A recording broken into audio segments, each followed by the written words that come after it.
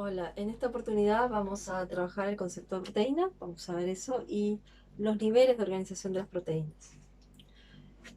¿Qué son las proteínas? Bueno, las proteínas podemos decir que son biopolímeros, ¿tá? Biopolímeros, ¿tá? Bio por componentes principales de todos los tejidos de los organismos vivos y polímeros porque son largas cadenas, ¿tá? En este caso de aminoácidos, de masas moleculares elevadas que están formadas por largas cadenas, como decimos, por eso son polímeros, de aminoácidos que se pliegan sobre sí, unidas o estabilizadas por diversas fuerzas de atracción que dan lugar a los diferentes niveles de organización o estructuras en el espacio que presentan las proteínas. Eso es lo que sería el concepto general de proteína. Así que las proteínas son biopolímeros, entonces con moléculas de elevada masa molecular, ¿ah? Que están formadas por cadenas de aminoácidos.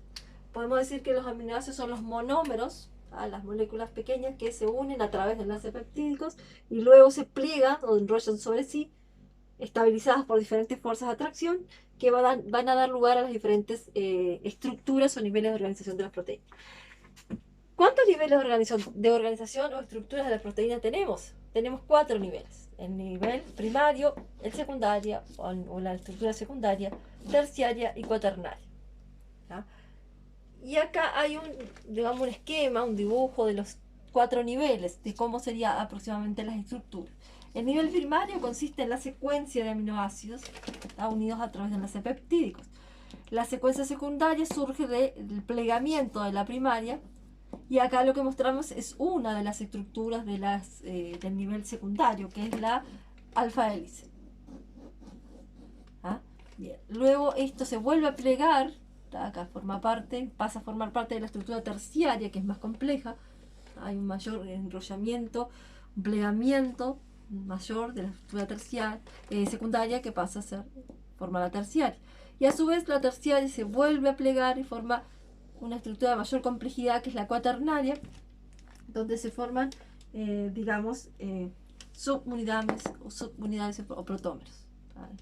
En la estructura cuaternaria. Bien, ahora vamos a ir a uno viendo cada estructura. El nivel primario, como hicimos, es la secuencia de aminoácidos, consiste en la secuencia justamente de aminoácidos que integran la proteína, indica la cantidad, tipos y orden que se unen estos aminoácidos. Recordar que esta estructura está determinada por la información genética del ADN, ¿tá? Se transmite de generación en generación los diferentes tipos, cómo se unen las proteínas entre sí. Y eso determina muchas veces, por ejemplo, sabemos que las proteínas forman grandes partes, o sea, muchas partes de nuestro cuerpo, ¿tá? Como nuestra piel, el pelo, ¿tá? Entonces eso también está determinado influye también en cómo el tipo de pelo, color de piel que podamos tener, está también relacionado con el tipo de proteínas que tenemos en nuestro cuerpo. Bien, y entonces, como vuelvo a repetir, consiste en una cadena de aminoácidos unidos entre sí por enlaces peptídicos. ¿Qué pasa? La estructura primaria se puede volver a enrollar, ¿tá? Sobre sí misma y va a formar la estructura secundaria.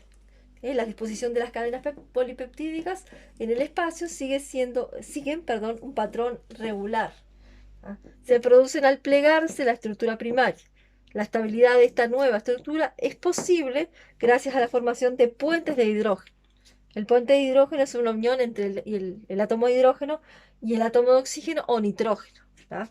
Que se forman parte de los grupos amino y carboxilo de los aminoácidos cercanos. ¿Tá? Dentro de la estructura secundaria tenemos dos tipos de disposiciones, la alfa hélice y la hoja beta plegada. La alfa hélice es la cadena polipeptídica, se enrolla, se va enrollando. ¿Ah? En eso sería enrollando en espiral sobre sí misma. ¿Ah?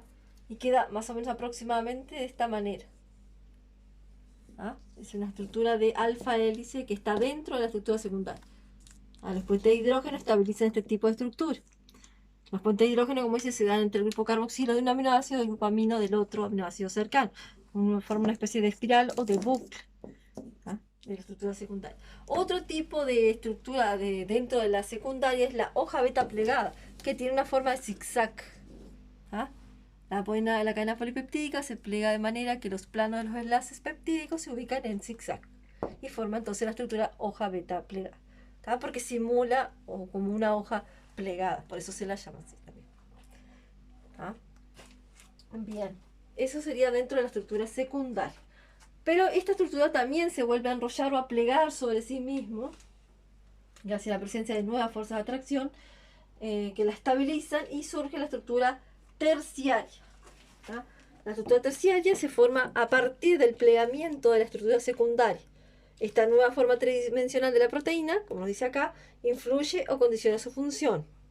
Aparecen zonas o dominios de la proteína que tienen funciones propias, ¿tá? Dentro de la terciaria. Además de las fuerzas de atracción que están presentes en las estructuras primaria y secundaria, este tipo de estructura terciaria se estabiliza con otras fuerzas de atracción, como por ejemplo las interacciones hidrofóbicas, son las fuerzas de atracción entre aminoácidos que no son afín al agua, hidrofóbicos, o sea que tienen fobia al agua, sería la palabra, o sea, no son afín al agua, no se van a unir o van a rechazar estar en contacto con el agua. Después los puentes disulfuro, que son uniones entre átomos de azufre de los aminoácidos que forman parte de la proteína. Obviamente que no cualquier aminoácido, sino aquellos aminoácidos que en su estructura o cadena lateral contienen azufre, ¿tá? Bien,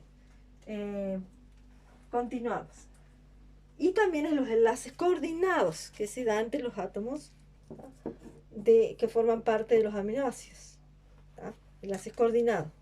Después, acá tenemos otra vez un ejemplo de la estructura terciaria, ¿tá? La estructura terciaria. Podemos decir un ejemplo de estructura de proteína, de estructura terciaria, tenemos estas, y especialmente la mioglobina, que transporta el oxígeno al músculo del cuerpo, ¿tá? También el colágeno y la queratina, ¿tá? Como son ejemplos de estructuras terciarias. El colágeno es una proteína que forma, por ejemplo, una de las cosas que forma es la estructura de la piel, ¿tá? También del pelo, de las uñas. Y la queratina forma el colágeno forma la estructura de la piel, y la queratina la forma la estructura del cabello, ¿tá? Y hay queratinas también que pueden formar, depende si es qué tipo de queratina que sea, algunas pueden formar parte del cabello, otras de las uñas, por ejemplo, ¿tá? Bien. Eso en cuanto a la estructura terciaria. Pero la estructura terciaria se vuelve a plegar sobre sí misma y que origina la estructura cuaternaria. Esta estructura está formada por subunidades o protómeros. Es lo que se formarían subunidades o protómeros. Tiene esta forma aproximada. ¿Tá? Hay una mayor complejidad en la estructura, en el espacio de esta proteína, las subunidades o protómeros. ¿Y cómo se estabiliza esta estructura cuaternaria? Además, obviamente, de todas las fuerzas de atracción que van a las estructuras que la preceden, también ¿ah? Aparecen aquí las fuerzas de Van der Waals, como la dipolo-dipolo y dispersión de London, que ayudan a estabilizar en el espacio la forma de la estructura cuaternaria. Este tipo de estructura puede contener, dice, partes no proteicas, compuestas, por ejemplo, por átomos de metal. Estas zonas o partes no proteicas se llaman grupos prostéticos, ¿tá?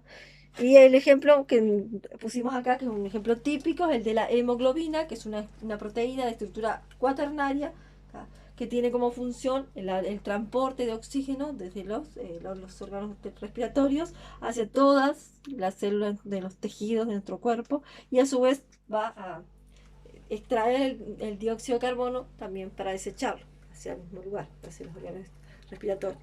Lleva oxígeno y trae el dióxido de carbono. Entonces se ayuda a desechar el dióxido de carbono, ¿tá? La hemoglobina es una proteína transportadora, su función es de transporte de oxígeno a todos los tejidos del cuerpo. Posee hierro, ahí está, como parte del grupo prostético. El hierro es un metal que forma parte de la hemoglobina, de la sangre, ¿tá?